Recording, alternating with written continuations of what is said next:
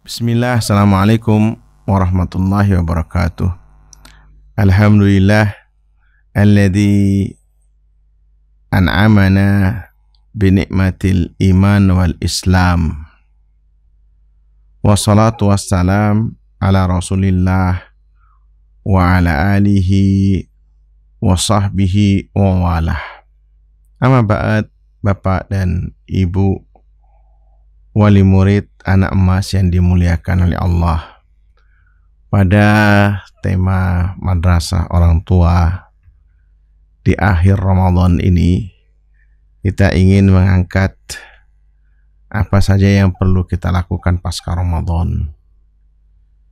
Ya, sebelumnya mudah-mudahan ya di 10 akhir Ramadan ini kita tetap semangat untuk mencari Lailatul Qadar dan mudah-mudahan kita mendapatkannya.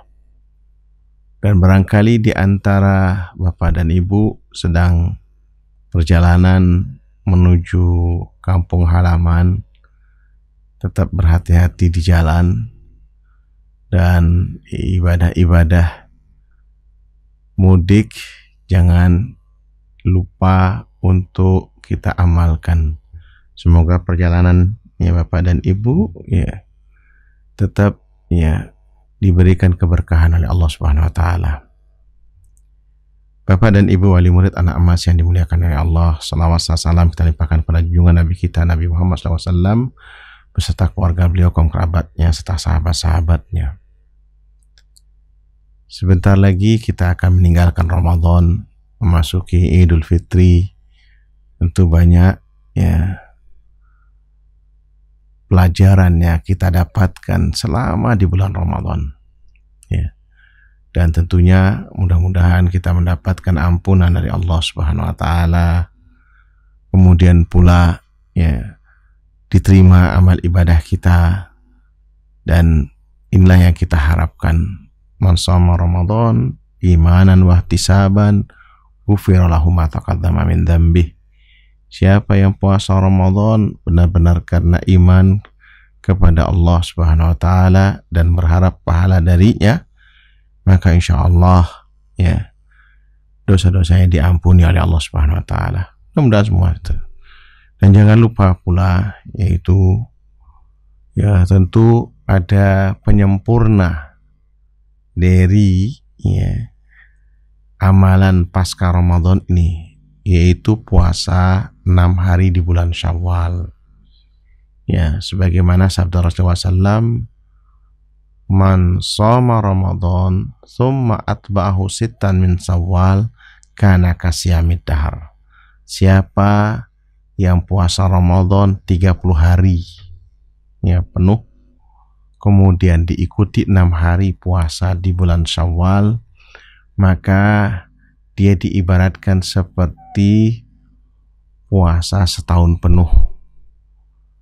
Ibadah puasa Syawal ini sebagai bonus bagi orang yang menyelesaikan 30 hari full atau 29 hari yang Ramadannya.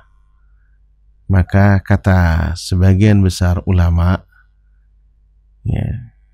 akan mendapatkan fadilah atau keutamaan seperti puasa setahun penuh itu bila mana orang yang berhutang puasa segera membayar hutangnya dulu, karena itu kewajiban. Baru dia puasa 6 hari di bulan Syawal, ini baru dia mendapatkan pahala. Sebagaimana yang dijanjikan oleh Rasulullah SAW. Kenapa? Karena logikanya 30 hari Ramadan dikalikan atau dilipat gandakan jadi 10 pahala sama dengan 300. Kemudian 6 hari puasa di bulan Syawal dikalikan atau lipat gandakan 10 kali sama dengan 60. Sehingga 300 ditambah 60 totalnya 360 hari, dan ini sama dengan setahun. Ini kata ulama. Sehingga kalau orang yang punya hutang puasa, pasti dia tidak akan genap 360 hari. Ya, inilah tujuan di antara tujuan puasa Syawal tersebut. Jadi agar orang yang berhutang puasa segera membayar hutangnya. Sebagian ulama mengatakan kalau seandainya punya hutang puasa dia puasa Syawal, maka tidak berpahala puasa Syawalnya tersebut. Nah, ini sebagai tambahan pengetahuan. Walaupun ada yang mengatakan tetap berpahala, namun kita mengambil pendapat yang lebih hati-hati. Nah, ini. Kemudian juga pelaksanaannya boleh berturut-turut. Dan ini sangat dianjurkan. Ya. Hanya saja kalau misalnya di awal Syawal, jadi setelah tanggal 1 Hari Raya Idul Fitri, maka sebaiknya 3 hari setelahnya tetap kita masih berhari raya, karena masih menerima tamu, kita juga bertamu, bersilaturahim, sehingga kita masih makan dan minum. Sebagian ulama mengatakan sebaiknya dimiripkan seperti Idul Adha yang ada hari tasyriknya, sehingga tidak ada perasaan ujubun nafs atau riya. Oh, saya puasa, mohon maaf seperti itu ini kadang-kadang tuan rumahnya menyuguhkan, oh maaf kami tidak puasa hari ini, seperti ada kecanggungan dalam bersilaturahim.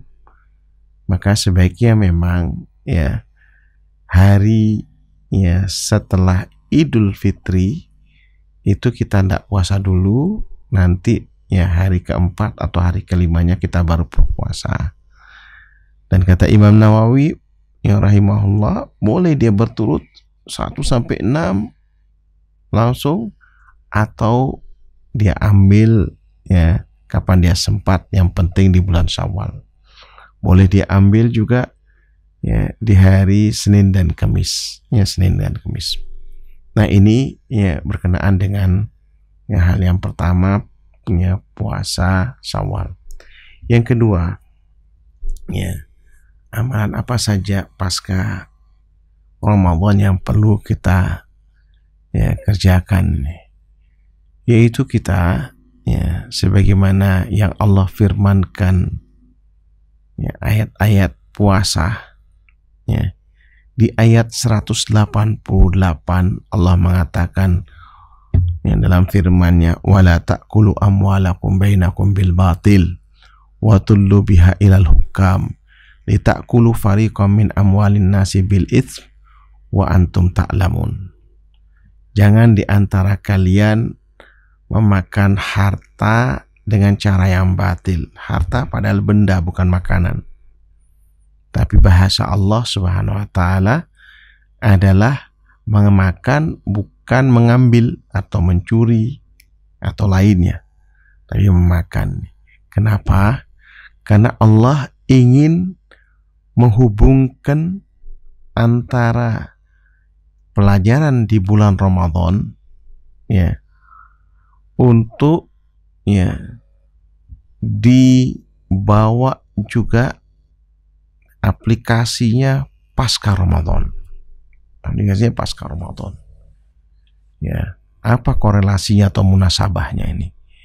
Kalau seandainya di bulan Ramadan kita mampu menahan diri dari apa yang halal, yang dihalalkan oleh Allah Subhanahu wa taala, makan, minum itu halal.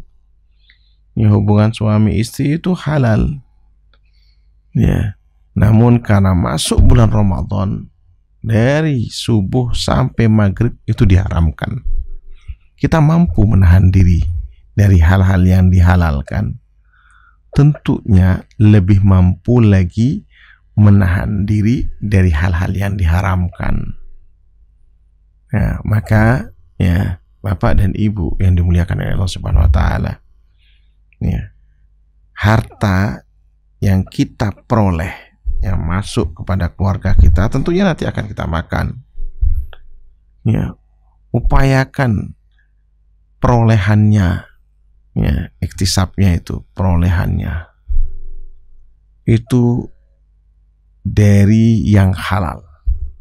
Jauhi seluruh, ya, hal-hal yang haram, ya. Begitu juga yang syubhat, ya, yang syubhat, yang tak jelas, sebaiknya kita hindari, ya. Karena yang namanya barang haram ini tentu akan mengganggu, ya, kebahagiaan daripada keluarga kita, pasti itu, ya. Entah itu namanya mencari, ya, harta dengan cara zalim, ya, barangkali mencuri, menipu, membunuh, merampok, begal, ya, korupsi, ya, ini semua cara-cara yang zalim, ya, cara-cara yang zalim seperti ini, ya, ini diharamkan. Memanipulasi, memonopoli, ya, ini semuanya, ya, haram hukumnya, kezalimannya. Begitu juga yang gharar, yang tidak jelas, ya, yang syubhat, yang ragu-ragu kita di dalam harta tersebut, sebaiknya, ya, kita tinggalkan seluruhnya itu, tinggalkan semuanya, berhijrahlah, ya. Apalagi kemudian yang jelas-jelas, ya, ini, ya, juga masuk dalam kezaliman tadi, ya, merampas barangkali atau menipu, ya, menipu padahal dia tahu itu. Yang ini di ayat ini yang Allah katakan, wa tudlu biha ilal hukam, dia bawa ke hakim, dia tahu itu, ya, dia tahu kalau ini dia yang salah, katanya. Na'udzubillah min dzalik, na'udzubillah min dzalik. Enggak ada bekasnya, ya, pendidikan di Ramadan, pendidikan di Ramadan ini, ya, tentang harta yang kita peroleh, ya, tentang harta yang kita peroleh. Begitu juga, ya, Bapak dan Ibu, hal yang berbau riba. Berbau riba ini juga masalah benar, karena riba ini, ya, ya, sangat besar, ya, pengaruhnya dalam kehidupan kaum muslimin, ya, riba ini. Yang mana riba ini, ya, dosa yang paling ringan, ya, dosa yang paling ringan. Kata Rasulullah SAW, seperti seorang anak hubungan badan dengan ibunya, itu yang paling ringan. Dan kadang-kadang, ya, dan itu persis seperti yang difirmankan oleh Allah Subhanahu wa taala, ya, orang beranggapan yang riba ini seperti, ya, jual beli, bisnis biasa, ya, padahal jelas-jelas dia melakukan riba, kezaliman. Beda antara jual beli dengan riba, ya. Makanya kenapa kata Allah Subhanahu wa taala, alladzina ya'kuluna riba la yaqumuna illa kama yaqumul ladzi yatakhabbathu syaitan minal mas. Ya, orang yang memakan riba, ya, kata Allah Subhanahu wa taala, ya, tidak dapat berdiri, nggak bisa berdiri tegak. Artinya apa? Dia selalu pusing terus dengan, ya, ribanya ini, naudzubillah min dzalik, ya. Dia seperti, ya, pasti akan terhuyung-huyung kayak orang, ya, kemasukan syaitan atau orang gila, ya, karena gila dia, karena dia bingung, ya, manusia kan seperti itu. Maka teman-teman sekalian, ya, apa kata Allah SWT, mereka ini, ya, berkata jual beli itu sama dengan riba, padahal Allah telah menghalalkan jual beli dan mengharamkan riba. Barang siapa yang kemudian melanggar, ya, ketentuan ini, ya, apa namanya, ya kembali pada dirinya bakal diperangi oleh Allah Subhanahu wa taala.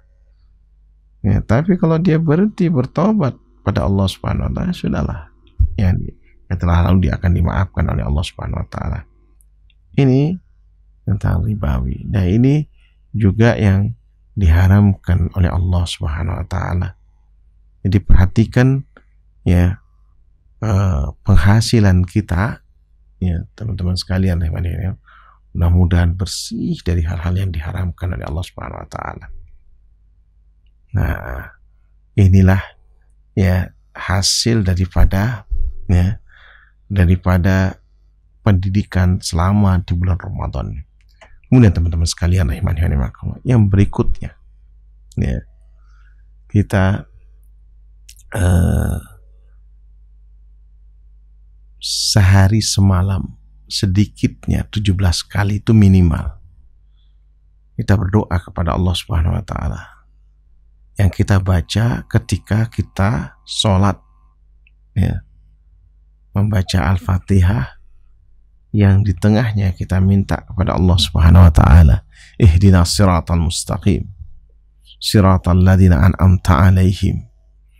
Ya Allah ya Tuhan kami, tunjukkan kepada kami jalan yang lurus atau agama yang lurus, jalan yang telah diberikan nikmat oleh Allah Subhanahu wa taala. Ya, siapa mereka jalan yang diberikan nikmat oleh Allah Subhanahu wa taala? Nanti Allah sebutkan di surah An-Nisa ayat 69. Yaitu mereka adalah para nabi, ya, para sahabat nabi, ya, para syuhada dan orang-orang saleh. Jadi 4 golongan ini. Yang mudah-mudahan kita termasuk di dalamnya. Ya, masuk di dalamnya. Namun masalahnya ialah ya, Siratal mustaqim ini tidak mudah ya. Maka ya, meminta istiqamah, meminta untuk ajak ya, satu amalan yang kita tularkan dari bulan Ramadan ke bulan berikutnya pasca Ramadan ini dibutuhkan istiqamah ya. Kita punya ya, amalan ini selalu konsisten ya, antara ibadah dan muamalah kita ya, dia selaras juga dengan akidah atau keyakinan kita ini. Inilah yang difirmankan oleh Allah dalam surah Fussilat ini, innal ladzina qalu rabbuna Allah tsumma istaqamu. Sesungguhnya orang-orang yang mengatakan Tuhan kami adalah Allah Subhanahu wa taala, lalu dia istiqamah, artinya dia tetap melakukan amalan-amalan yang dia dapatkan pelajaran di bulan Ramadan ini.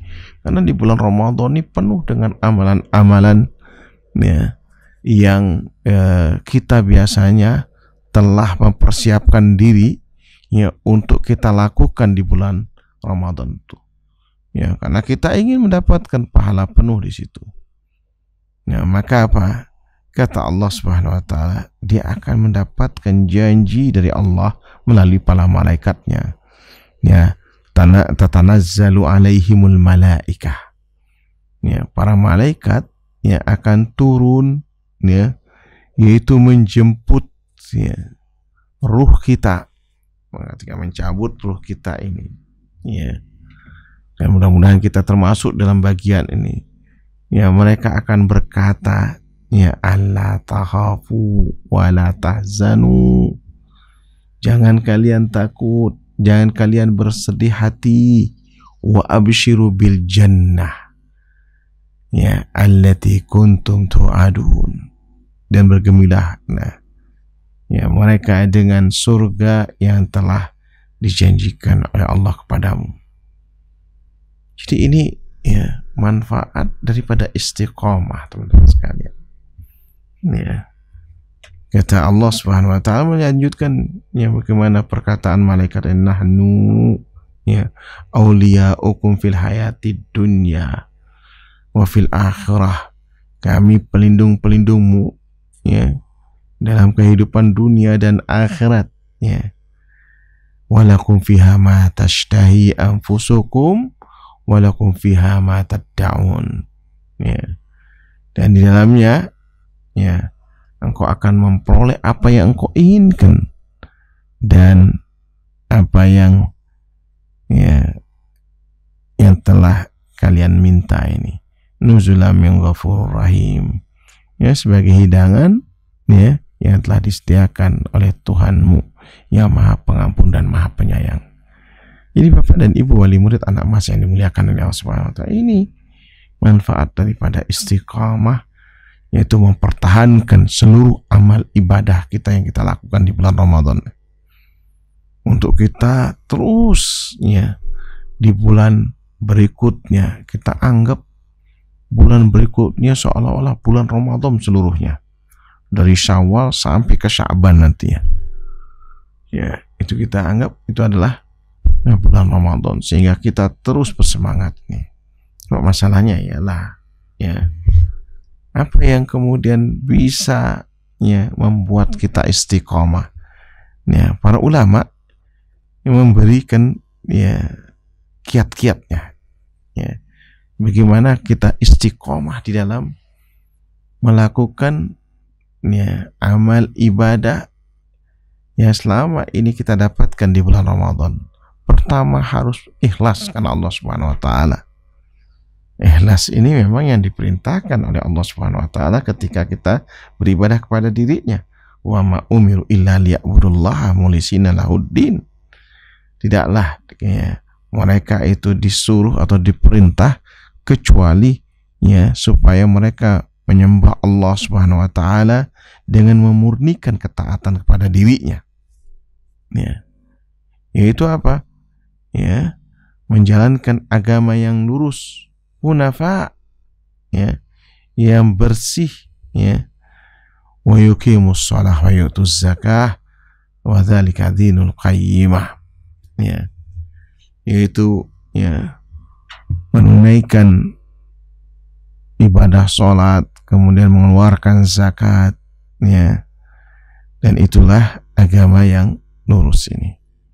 Nah, masalahnya ialah apa sih makna daripada ikhlas itu atau pengertiannya? Allah Subhanahu wa taala memberikan definisinya langsung di surah Al-Ikhlas.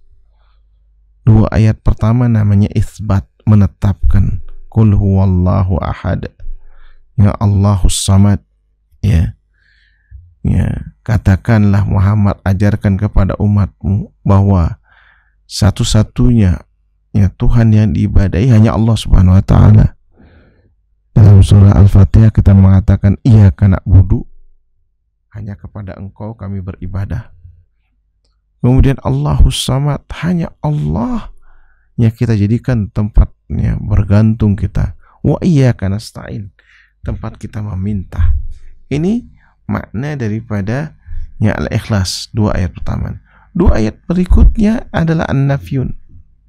Ya, an-nafyu ini yaitu menafikan, membantah keyakinan, ya, orang-orang non-muslim. Ya, ada keyakinan di antara mereka bahwasanya Allah tuh punya keturunan, ya, atau Allah itu dilahirkan. Allah membantahnya. Ini mereka yang berkeyakinan seperti ini ahlul kitab, Yahudi dan Nasrani. Allah membantahnya. Ya, lam yalid wa lam yulad. Ya, Allah tidak melahirkan dan tidak dilahirkan. Kemudian apa? Keyakinan kelompok lain dari manusia ialah beranggapan bahwasanya Tuhan itu berjenjang. Ya. Maka Allah membantahnya, walam yakul lahu kufuwan ahad. Membantah kepada orang-orang yang menyekutukan Allah, ya, kaum musyrikin. Ya, Allah mengatakan tidak ada yang sekupu, yang setara dengan Allah Subhanahu wa taala. Ya. Ya, makanya kemudian teman-teman sekalian, kata Rasulullah SAW, ya, Allah berfirman, ini hadis qudsi ini, qala Allah tabaraka wa ta'ala ana agna syuraka an syirk. Ya. Allah Ta'ala, ya, berfirman, aku sama sekali tidak butuh sekutu dalam perbuatan syirik. Man amila amalan asyraka fihi ma'i, barang siapa yang mengerjakan satu amalan kemudian ada yang sembah selainku, bersamaku, ghairi taraktuhu wa syirkuhu, aku akan tinggalkan. Allah tidak peduli dengan mereka. Nah ini teman-teman sekalian, hati-hati ini. Hati-hati betul dengan ibadah kita menyekutukan Allah Subhanahu wa taala. Maka harus ikhlas betul, murni kepada Allah Subhanahu wa taala. Kemudian inilah yang bentuk keikhlasan ini adalah sebuah kelanggengan atau istiqomah, yang mana kata Syekhul Islam, beliau mengatakan wa ma la yakunu lahu la yanfa'u wa la yadum. Kalau tanpa keikhlasan dalam beribadah ini, maka dia tidak akan ada manfaatnya dan dia tidak akan pernah kekal ibadahnya. Dia akan hangus. Begitu dia menyekutukan Allah Subhanahu wa taala, gugur semua amalan yang dia pernah lakukan. Hati-hati ini teman-teman sekalian. Bapak dan Ibu ini. Atau kata lain, kata ulama yang lain, maka nalillah yabqa. Sebaliknya, apa yang dihususkan untuk Allah Subhanahu wa taala, dimurnikan ibadah itu hanya kepada Allah Subhanahu wa taala, maka itulah yang akan tersisa ini. Ini syarat bagaimana kita harus istiqomah. Yang pertama itu, ini yang kita lakukan pasca Ramadan.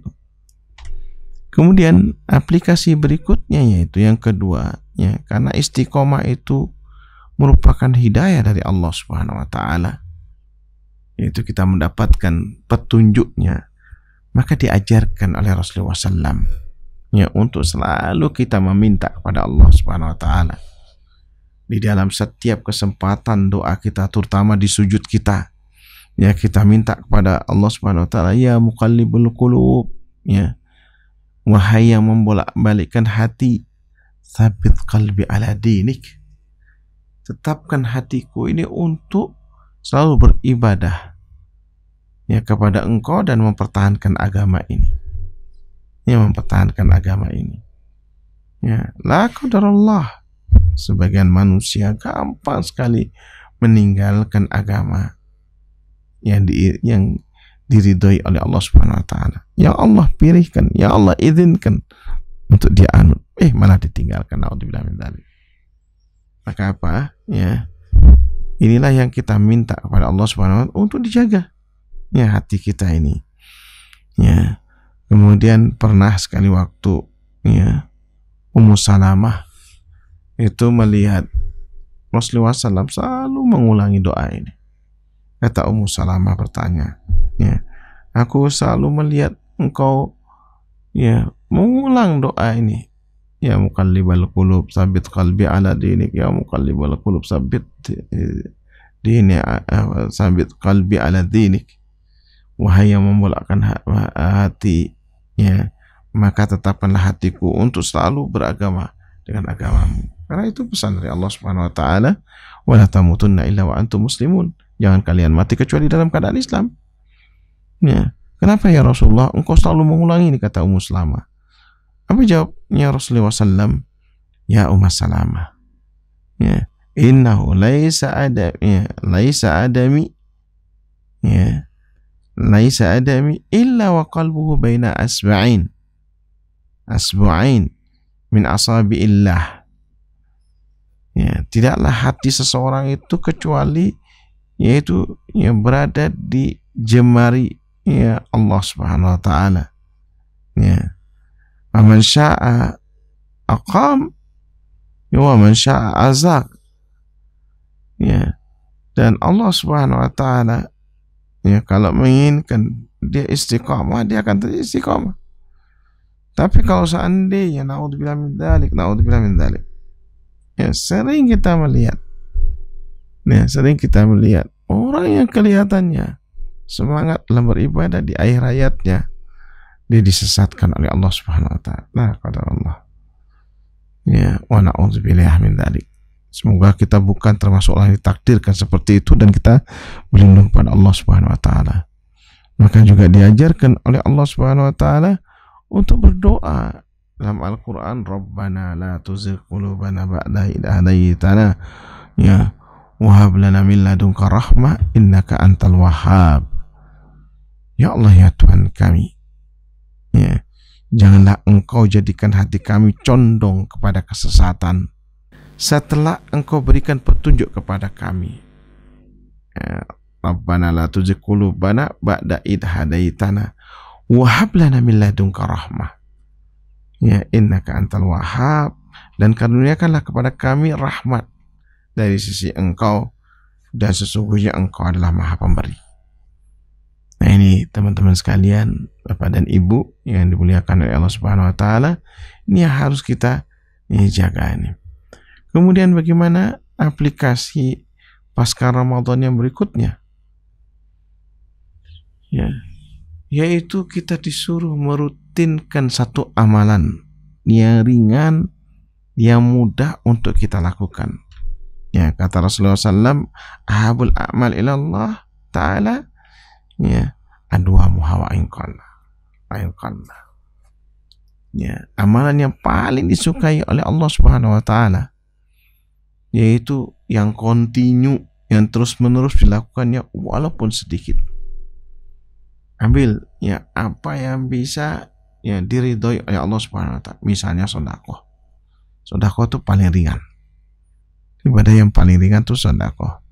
Ya tentu yang orang yang punya uang. Ya. Kita lakukan sedekah ini. Tapi continue misalnya pergi sholat subuh ke masjid, mau keluar masjid, ya, dia kemudian berinfak, ya, karena dia ya mendengar dari Rasulullah SAW bahwasanya ya orang yang dermawan mengeluarkan ya ibadah hartanya atau hartanya ya di jalan Allah Subhanahu wa taala, ya, misalnya di masjid, di musola ada, ini kita masukkan walaupun sedikit, itu sangat disenangi, dicintai oleh Allah Subhanahu wa taala. Dan memang pasti akan berat, ya, akan berat untuk dilakukannya. Tapi itulah motivasi dari Rasulullah SAW. Kemudian teman-teman sekalian rahimani rahimakumullah, berikutnya ialah ya rajin introspeksi diri. Ya, rajin introspeksi diri. Ya. Yang mana ya tentunya kita sudah setiap hari, ya mudah-mudahan antum mengamalkan doa pendek ini. Allahumma inni as'aluka ilman nafi'a wa rizqan thayyiba wa amalan mutaqabbala. Di waktu ba'da subuh kita berdoa. Ya, doa-doa subuh itu. Kemudian apa? Di malam hari kita evaluasi, ada ndak ilmu yang kita dapatkan hari ini, ada ndak rezeki yang kita dapatkan hari ini, kemudian ya ada ndak amalan yang bermanfaat yang kita kerjakan hari ini. Ini mengevaluasi diri harus setiap hari, teman-teman, harus setiap hari. Ya, kalau enggak kita rugi. Kita ini sedang menulis sejarah hidup kita masing-masing. Kata Allah dalam surah Al-Hasr ini, ya ayyuhalladzina amanu taqullaha wal tandur nafsum ma qaddamat liqad wattaqullaha innallaha khabirum bima ta'malun. Wahai orang-orang yang beriman, bertakwalah kalian kepada Allah, dan hendaknya setiap jiwa memperhatikan hari esoknya, hari esok di dunia maupun hari esok di akhirat. Dan kita melihat nih, mengoreksi diri kita ini, apakah kemudian dari 3 permohonan ya yang kita minta di pagi hari itu terpenuhi oleh Allah Subhanahu wa taala? Ya, maka kalau terpenuhi itu nikmat yang besar. Nikmat yang besar yang harus kita pertahankan sampai menghadap ya Allah Subhanahu wa taala.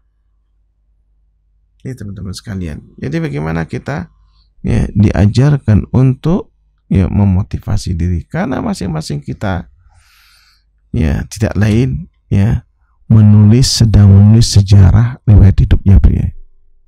Kita sedang autobiografi ini ya, menulis ya tentang sejarah hidup kita ini. Nah, ini teman-teman sekalian, rahimakumullah. Ya, innallah khabirum bima ta'malun. Allah akan menceritakan apa yang kalian kerjakan.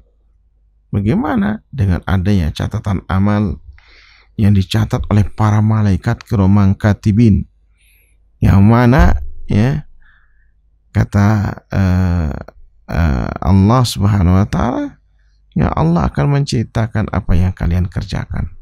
Jadi kita sedang menulis sejarah hidup kita masing-masing.